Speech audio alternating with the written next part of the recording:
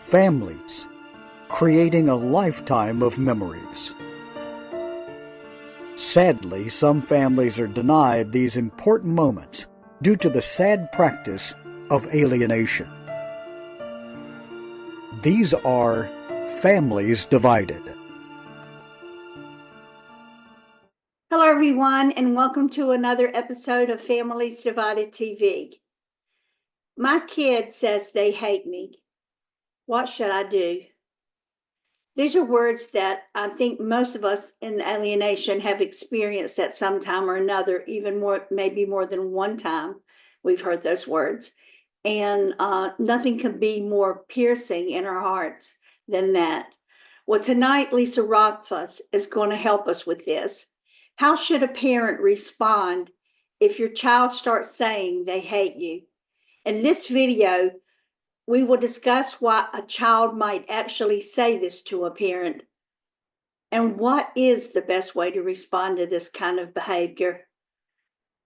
Lisa's going to share some of the top problems that could be affecting your relationship with your child and give suggestions on how you can change them.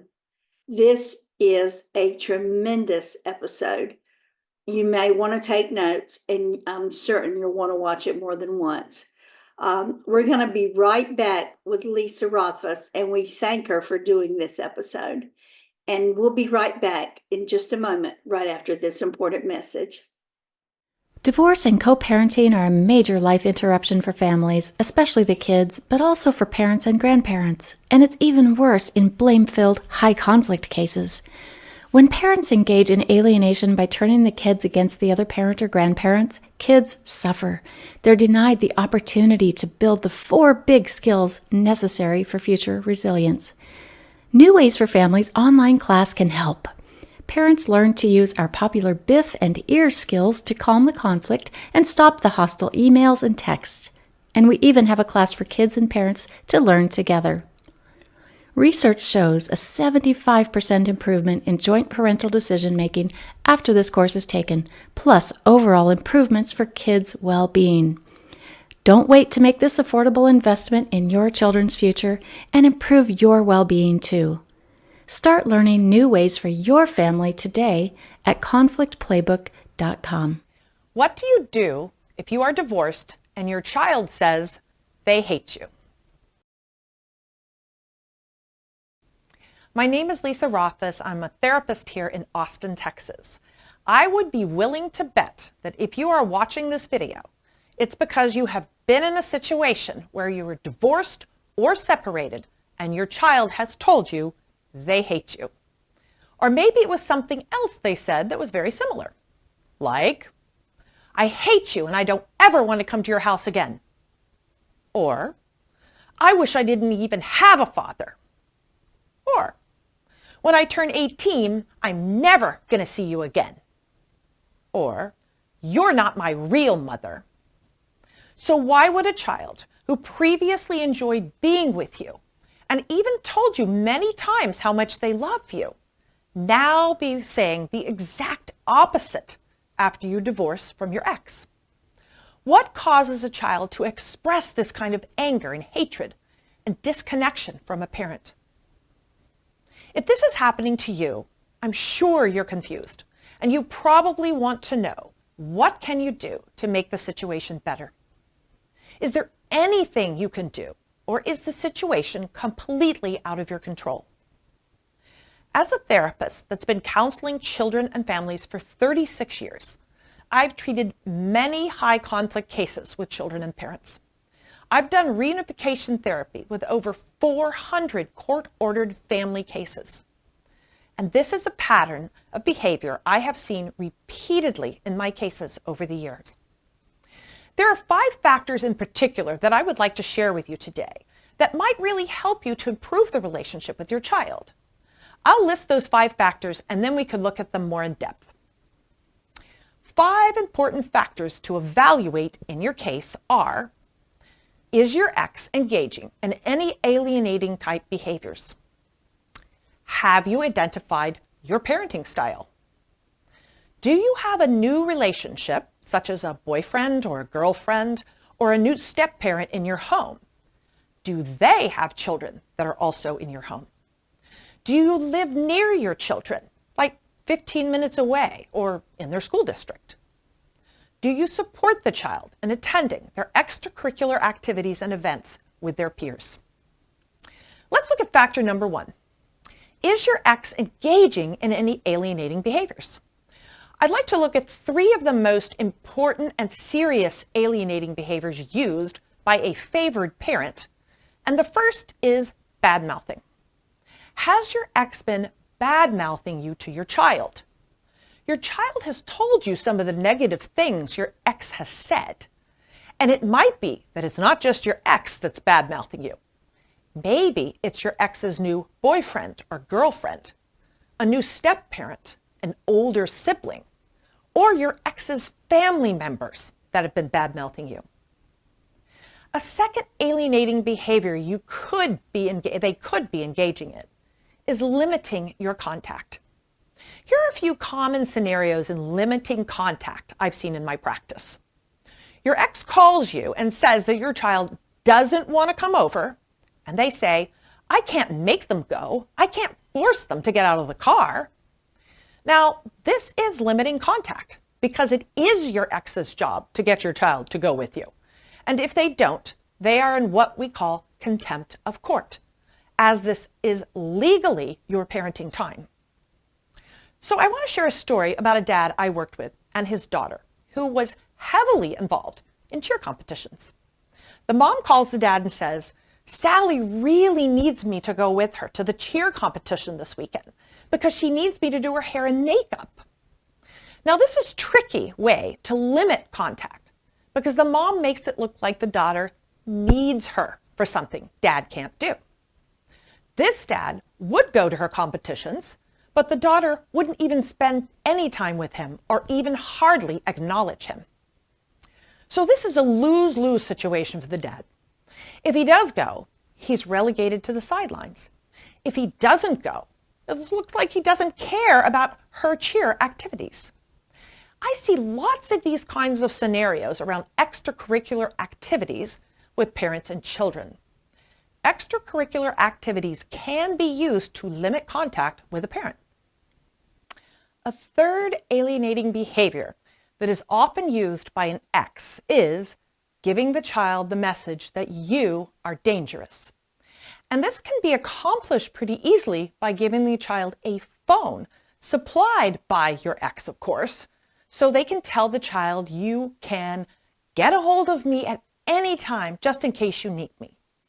This is an indirect way of giving the message that something bad might happen, and they should call them because they would be there for their child.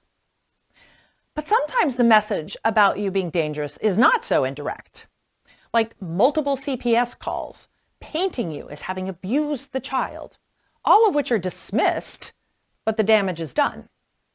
I had a case where the father asked his daughter to turn off her phone at 10 o'clock. Well, the daughter was with dad on his parenting time, and the mother had given the daughter a phone, just in case. Dad told the daughter to put the phone away because it was 10 o'clock at night.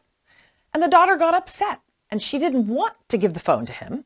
So she got on the phone to mother saying, Dad wants me to put my phone away and is keeping me from talking to you. You told me he can't do that.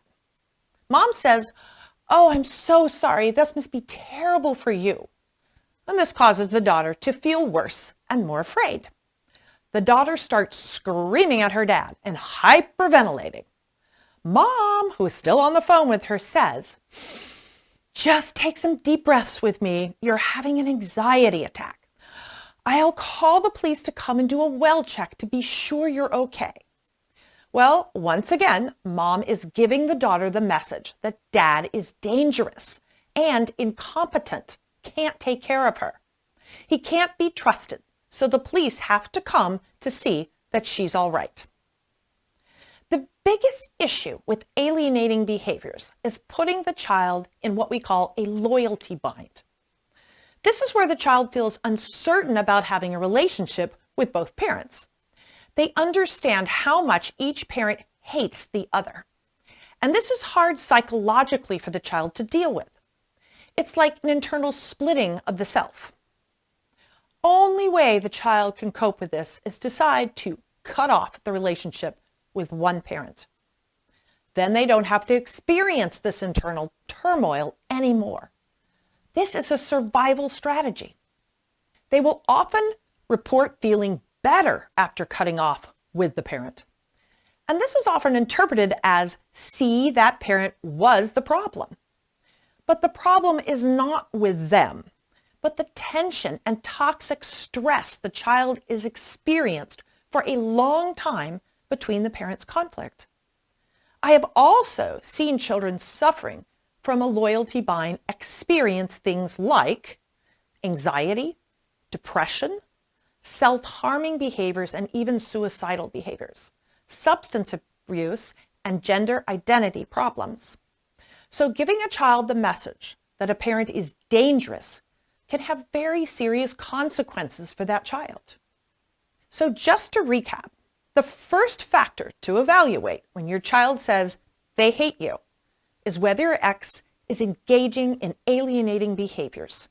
And 3 of those key behaviors to look for would be bad-mouthing, limiting contact, and giving your child the message that you are dangerous. The second factor that we want to look at when your child says they hate you is identifying your parenting style. After a divorce or separation, parenting your child can change dramatically, particularly if you had a high conflict divorce. It's likely that each of you does have differing parenting styles. And what if you are stricter than your ex?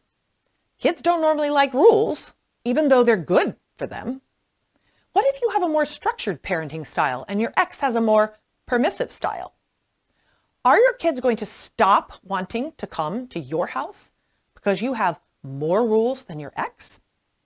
Will your ex use this to drive a wedge between you and your kids? This can definitely happen to you. That is why you need to take a close look at how you're parenting your child now that the parenting game has changed. Try to identify what kind of parenting style you think that you have. Here are 5 different kinds. The first is the authoritarian or drill sergeant style. This one tends to be fairly rigid and inflexible and really doesn't take into account the children's feelings at all. And the second is permissive. This one's interesting because one parent tends to be very permissive and have very few rules, while the other parent does have them. And it becomes like a competition between the 2 parents, particularly for the parent who is being so permissive. Then you have the uninvolved parent. Well, they don't really want to parent at all. They just like hanging out with their kids, and they don't put a lot of structure on them because they feel like they're doing pretty well. Then you have the helicopter parent who can't stop taking care of the child and doing things for the child.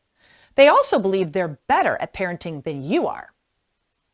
Then you have the authoritative or coaching style. Now, this is your best bet, but this can also backfire if your ex has a different style that's more permissive or laid back. One of the worst parenting combinations for creating alienation is authoritarian versus permissive. Let's look at the authoritarian parent versus the permissive parent for a second. I believe this is the most common pairing that contributes to alienation and estrangement. It's problematic because the authoritarian parent feels it is harmful to the child to be given so much freedom around things like video games, social media, bedtimes, homework, food choices. Authoritarian parents may have very little empathy for the child's complaints about things being different at their house. The parent may be pretty inflexible about adjusting any of their rules. They may say, "This is my house and you're going to do as I say." Now, permissive parent uses the authoritarian parent's rigidity against them. They overcompensate by being excessively easygoing and having very few rules. They want to be seen as the fun, laid-back parent that trusts what the child wants to do. Permissive parents want to be the child's best friend. This wins them favor with the child and makes their house the more comfortable, relaxed, and fun house to be at. Your dad just doesn't understand you kids. There are other combinations of parenting styles that are problematic, and I won't go into all of them here, but if you are interested in learning more about the parenting styles, please see my other video on upping your parenting game for your alienated child. It will give you even more in-depth look at parenting styles. Now, the third factor to evaluate if your child says they hate you is to acknowledge any new relationships in your life and how this might be affecting your child.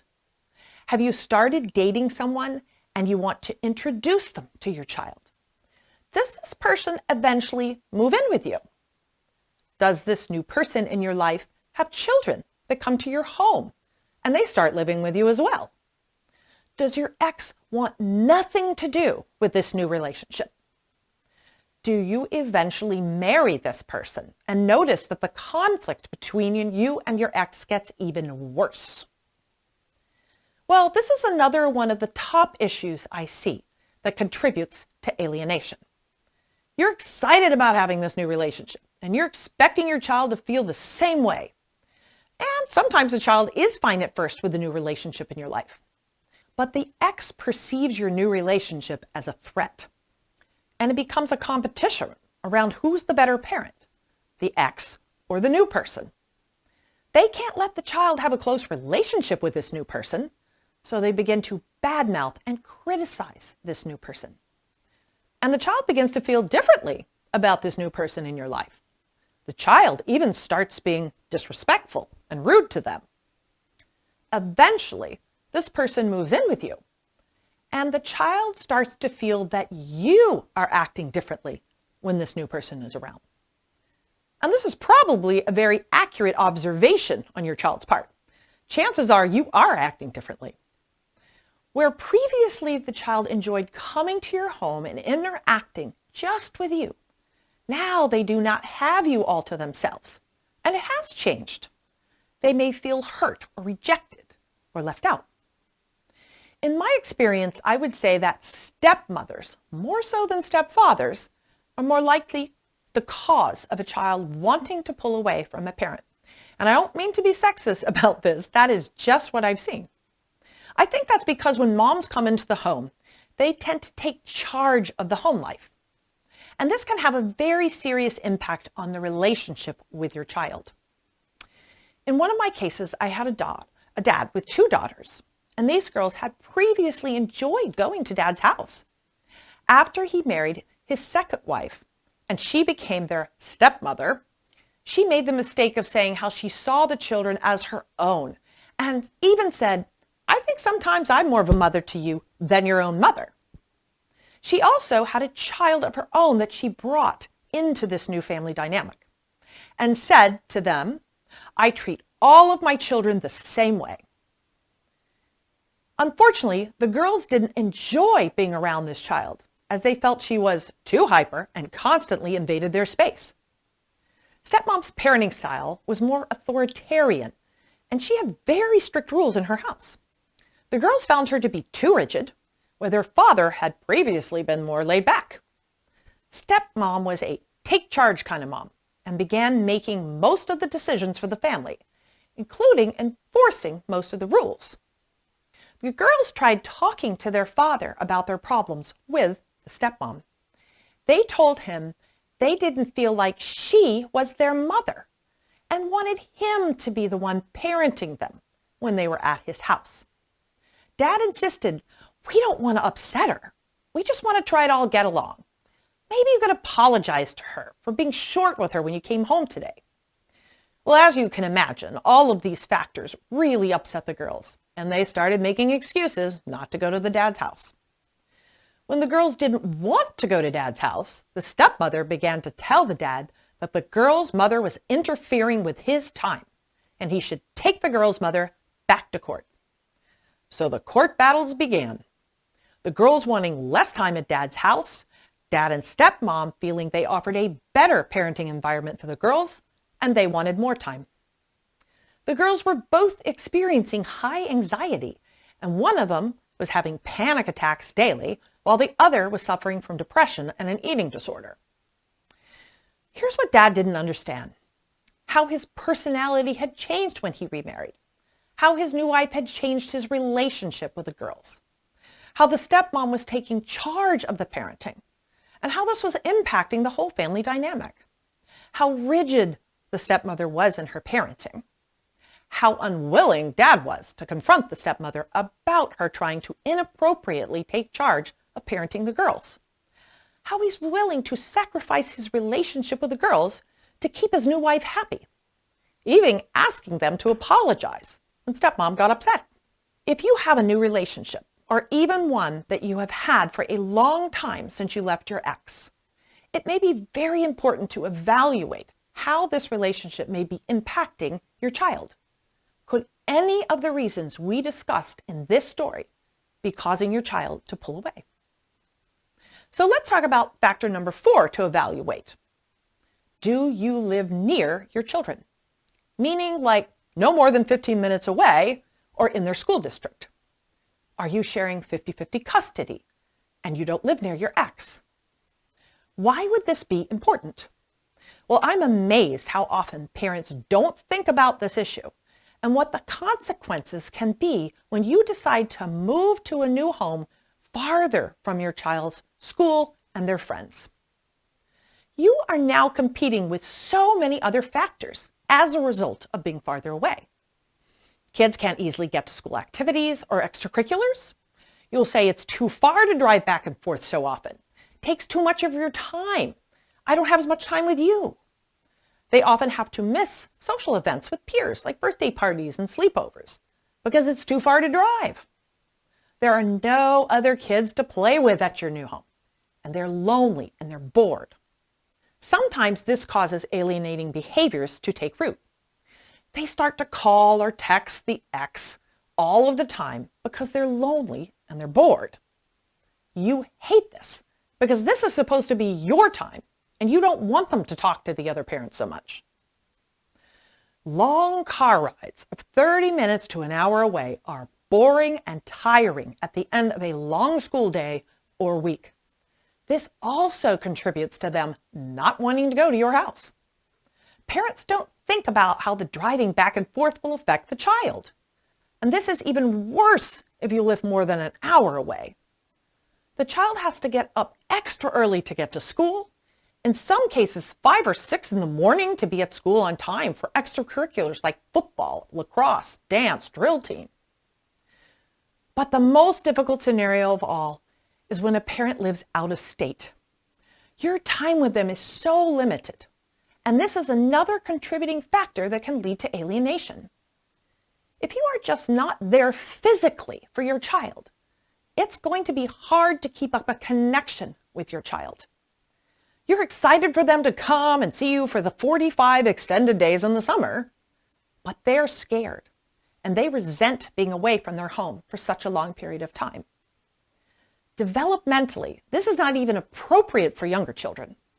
Our court system does not take the child's psychological and developmental health into consideration when agreeing on possession and access schedules for parents.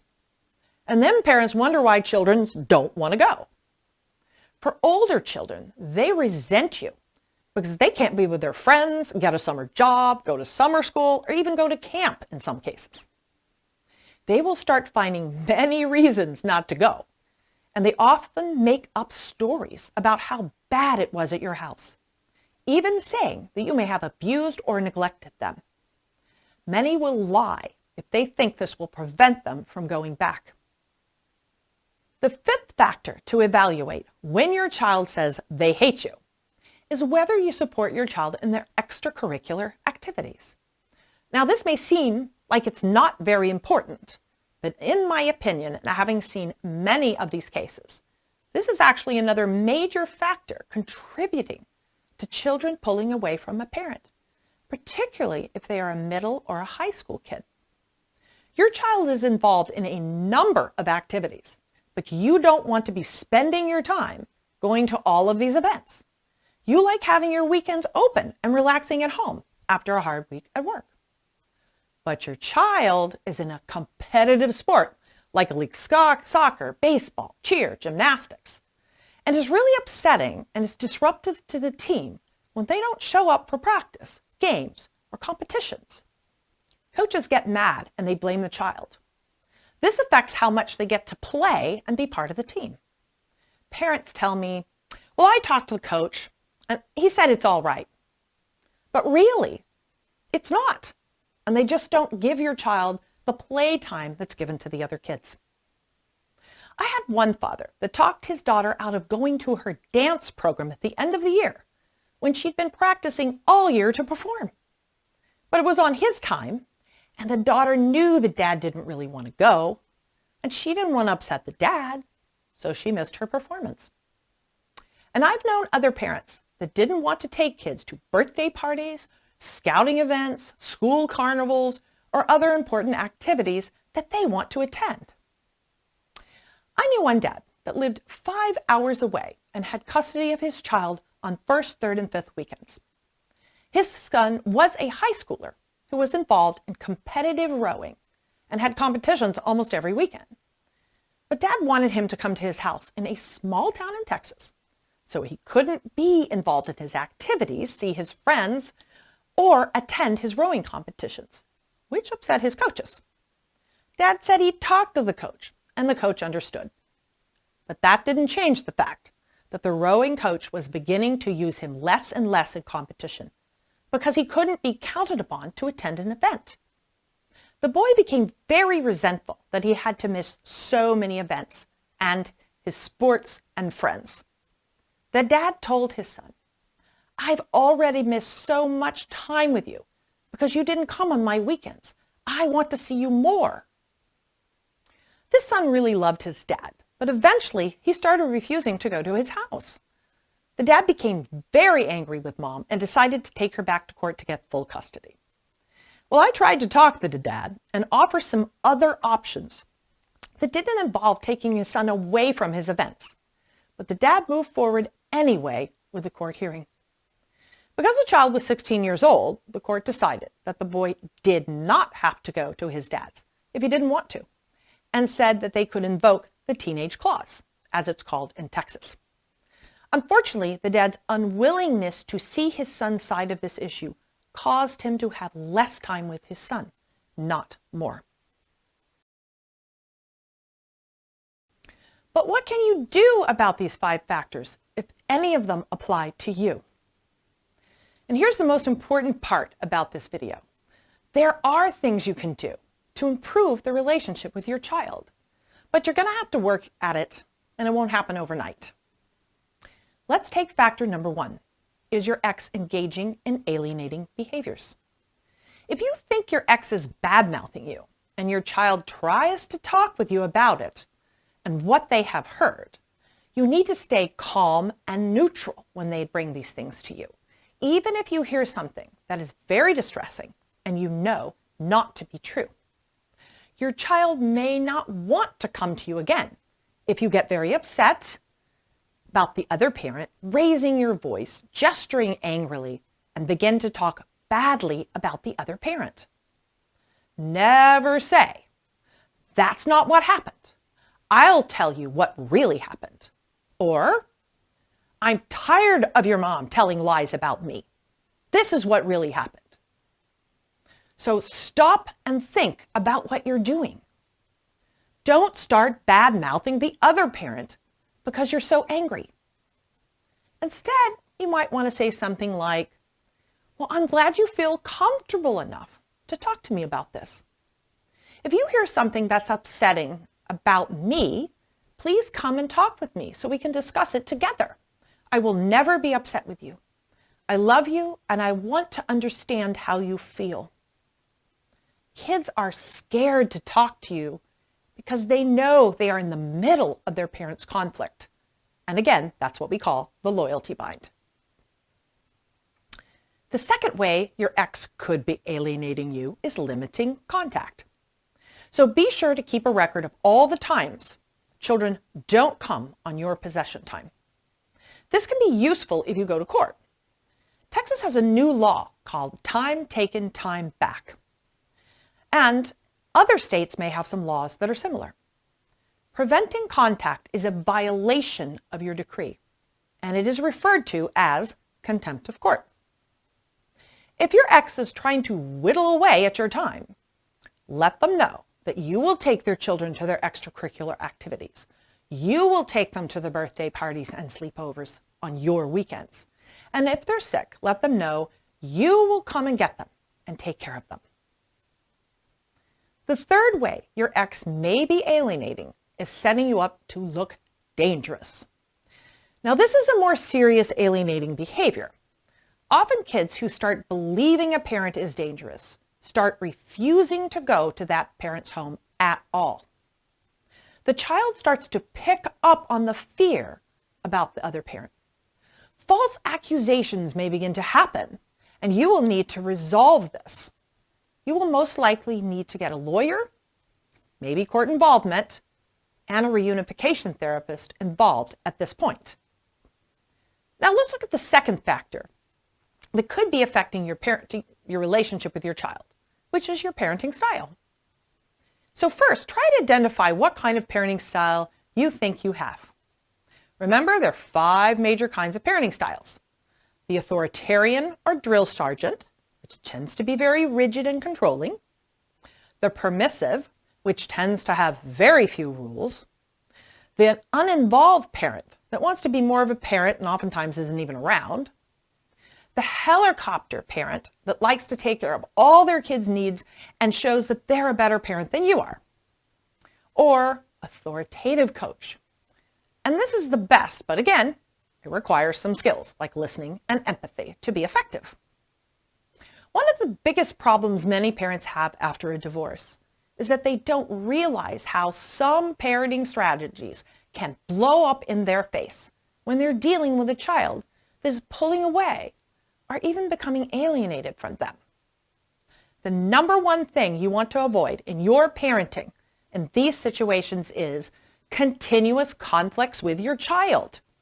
This only reinforces the negative feelings they have about you.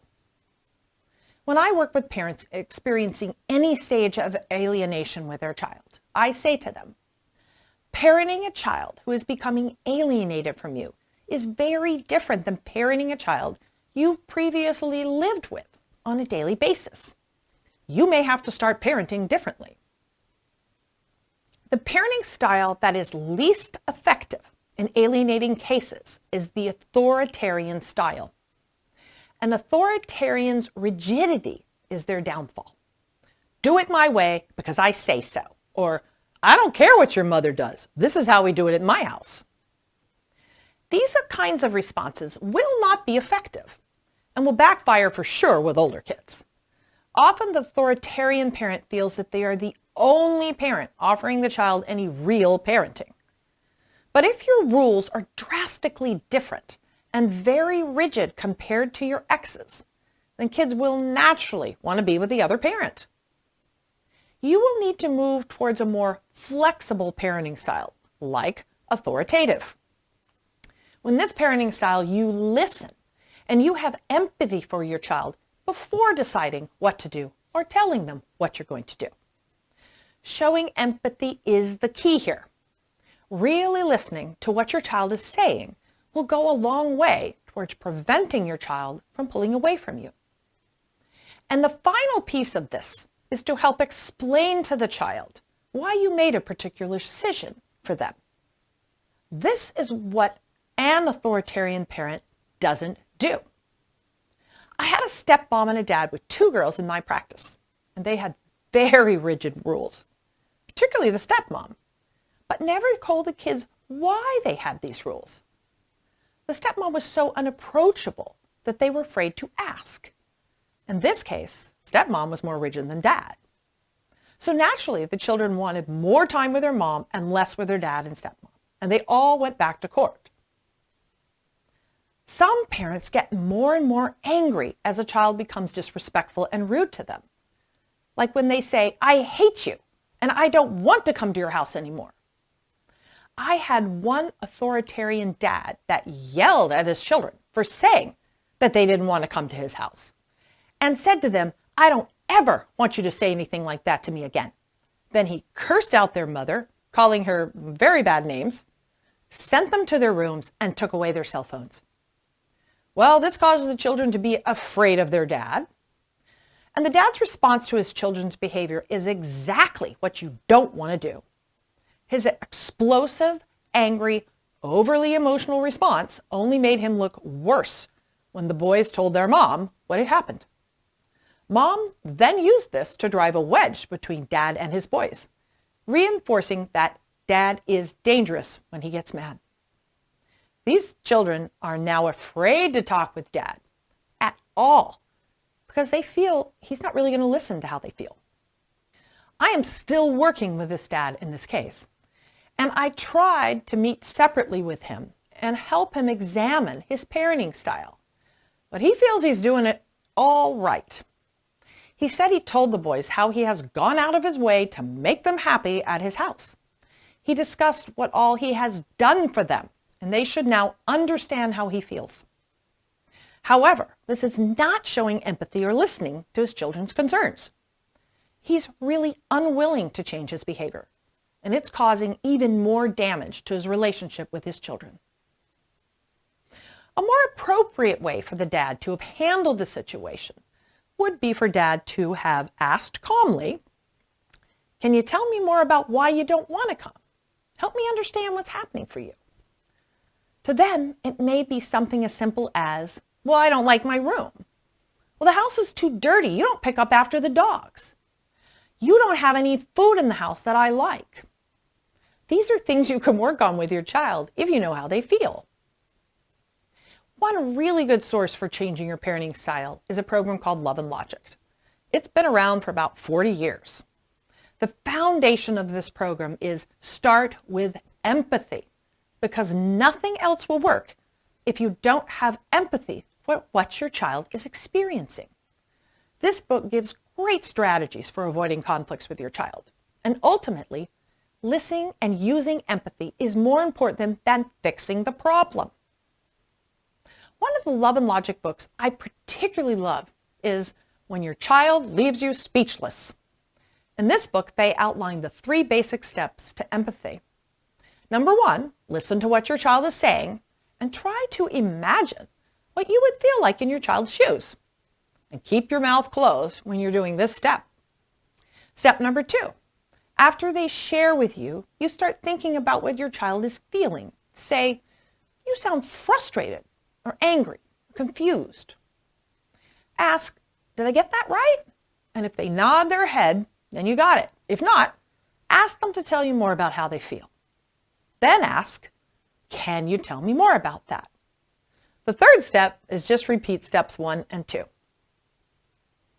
It's important to remember that anger, lecturing, and threats will not help you stay close to your child, particularly if they're being alienated from you. It will cause it to be worse. But listening and showing empathy can go a long way in helping to preserve the relationship. Factor number 3, new relationships. Do you have a new relationship, such as a girlfriend, boyfriend, or a new step-parent in your home? Do they have children that are also in your home? Often children will not be as excited about this new relationship as you are. Let's revisit the story about the dad and his 2 daughters that remarried.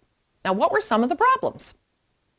Well, Dad didn't understand how his personality had changed when he remarried, how his new wife had changed his relationship with the girls, how the stepmom was taking charge of the parenting, and how this was impacting the whole family dynamic, how rigid the stepmother was in her parent, probably authoritarian, how unwilling Dad was to confront the stepmom about her trying to inappropriately take charge of parenting the girls, how he was willing to sacrifice his relationship with the girls to keep his new wife happy, even asking them to apologize to their stepmom.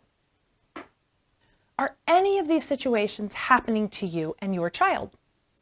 Children often feel like their parents have abandoned them when they start a new relationship. They say that parent doesn't listen to how they feel anymore.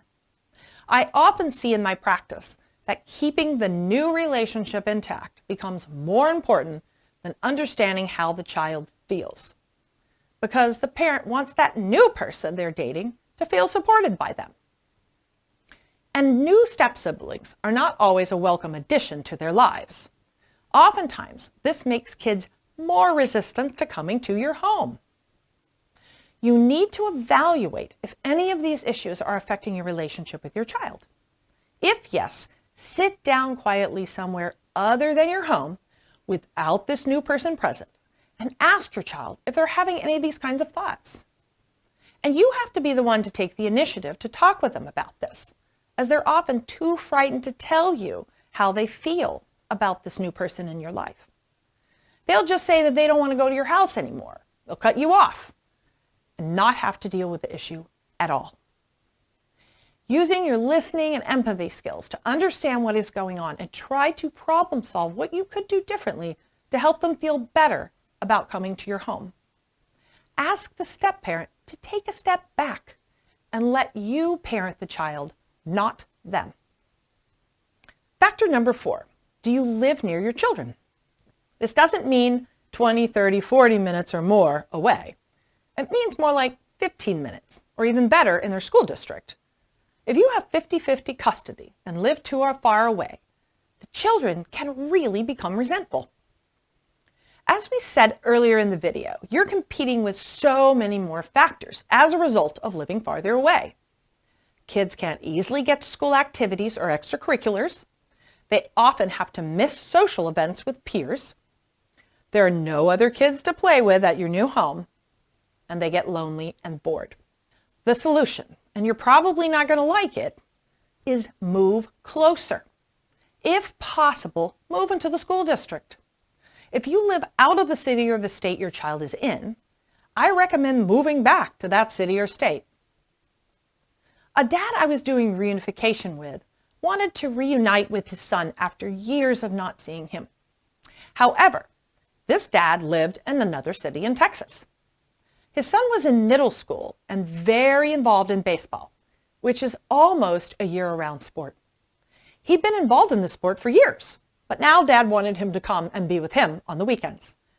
He didn't like having to drive from his city and spend his time going to his son's baseball games. It was too far. It was too hard to coordinate a place to stay when he was there. So reunification hit a wall when the dad stopped taking the child to his baseball games and scouting events. This son became resentful and frustrated with his dad. So I talked with the dad and I told him the best solution was moving into his son's city in Texas. Well, the dad ended up doing just that, and the relationship got significantly better. Now the son was happy to see his father and go to his house. Dad also started going to all of his games, and to this day, that son and dad still have a close relationship because the dad was sensitive to his son's needs. The extracurricular activity of baseball may not have seemed important at first to the dad, but when he was willing to see it from his son's perspective, he came to understand that their relationship would be better if he moved. And finally, a child whose parents live in another state have even more difficulty going to that parent's home. Kids hate spending the summer at places they don't know well. And I see this all the time in my practice with children. They can't see their friends or engage in any of their activities, like camps or sports teams. One teenager I worked with wanted to get a job in the summer to pay for a car, but he couldn't because his dad insisted that he come and be with him in the summertime. It was the dad's time, and he was excited to see his son, but his son was resentful and angry, and the dad didn't understand why. Factor number 5. Do you support your child in attending their extracurricular activities and events with their peers? Well, now this may seem pretty inconsequential to you, but it's not that way to your child. Often I see parents that don't want to go to events on their possession times. They tell me, I didn't want to sign her up for dance squad at school. This was her mother's idea, and I was not consulted on this schedule. I'm not going to take her to dance on my time. Now, the dad has a right to be angry because he wasn't consulted, and he is now in a no-win situation. He will be seen as the bad guy if he doesn't take her to these performances. However, if this is an activity that your child really likes, and this is true particularly for middle school and high school kids, and they will be penalized if they don't go, then it's better to try to accommodate their interest. Being with a family is important, but as kids get older, they want more time with their friends and being involved in their activities. A parent may feel that they already don't have enough time with their children, so they don't want to give up more time. And that's understandable, but you need to take into account your child's developmental needs and not just what's easier for you. Committing to your child's extracurricular activities could have a big payoff because your child will feel you are supportive and that you care. I realize that moderately to severely alienated children don't want the other parent at their events. So this is a different situation, and going to their events could backfire. In this kind of a situation, I would recommend a discussion around this issue first, maybe in reunification therapy, before attending their events. Well, that's a lot of information, so let's go back and recap the 5 most important factors to consider if you're trying to reunite with your child. Number 1, is your ex engaging in any alienating behaviors? Number 2, identifying your parenting style. Number 3, do you have a new relationship in your life or in your home? Number 4, do you live near your children? And number 5, do you support your child in attending extracurricular activities and events with their peers? There are obviously many more factors that can be considered, but these are some of the most common factors that I see in my cases. And as always, if you're starting to see your child pull away from you and you feel they are becoming alienated, seek out a therapist that's experienced in working with alienation and reunification therapy. Reunification therapy requires a court order, so you may also need to get a lawyer that's familiar with these kinds of cases. But even before starting therapy, you can take your own personal inventory of factors that might be affecting your relationship with your child. Don't be afraid to make changes, because they just might make a significant difference to you and your child. My name is Lisa Rothfus, and I'm a therapist here in Austin, Texas. You can email me at contact@lisarothfus.com or go to my website, lisarothfus.com. I also have a lot of YouTube videos on family access. I look forward to talking to you in the future. Next week on Families Divided TV, Robert Garza, who is working for changes in our laws, will speak about turning your pain into purpose.